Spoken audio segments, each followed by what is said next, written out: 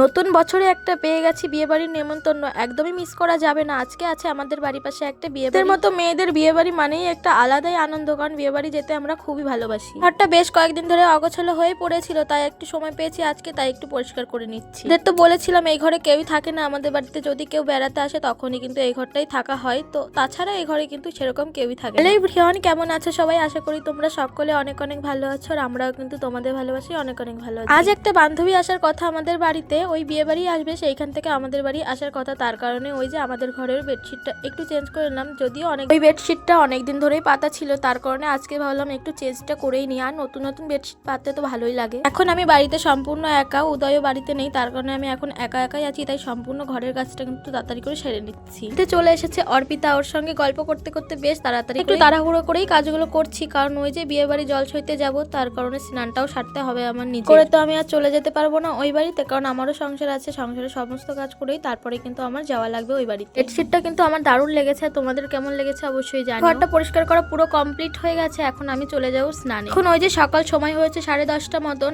তার মধ্যেই সমস্তটা আমি করে নিয়েছি। যেহেতু জল সইতে যাবো, তার কারণে একটা হলুদ শাড়ি আমি বেছে নিয়েছি, একটু ওই যে সিম্পল করে একটু সেজে গুজে নেবো, তাহলেই হয়ে যাবে। আর আমার জন্য সকলে কিন্তু দাঁড়িয়ে আছে। তোমরা তো জানো আমি সাজতে খুব ভালোবাসি, কিন্তু আজকে আমার সাজার মতো সময় একদম ছিল না, তার কারণে একদম সিম্পল ভাবে একটু সেজে নিয়েছি। আমি শ্যাম্পু করেছিলাম, তার কারণে চুলটা শোকাতেও অনেকটা সময় লাগছিল, অনেকটাই লেট হয়ে গেছিল। তো চুলটা ভেজা ছিল, তাই আর বেঁধে রাখলাম না, ওই যে একটা ক্লিপ মেরেই চলে এসেছিলাম ওই বাড়িতে। আমি কিন্তু সম্পূর্ণ রেডি হয়ে গেছি, আমাকে কেমন লাগছিল অবশ্যই কিন্তু কমেন্ট করে জানাবে সবাই। আছে রাতের বেলা খুব সুন্দর করে সেজে গুজে বেরোবো, তোমাদের সবটাই শেয়ার করবো। নেক্সট পার্টে সবটাই শেয়ার করব আমি রাতে কি লুক দিয়েছিলাম। কিন্তু বেশ গরম পড়তে শুরু করে দিয়েছি, এই একটু হেঁটে এসেছি, কিন্তু অনেকটাই কষ্ট হয়ে গেছিল আমাদের। এই ভিডিও সবটা শেয়ার করব আমরা রাতের বেলা কেমন আনন্দ করলাম সবাই মিলে।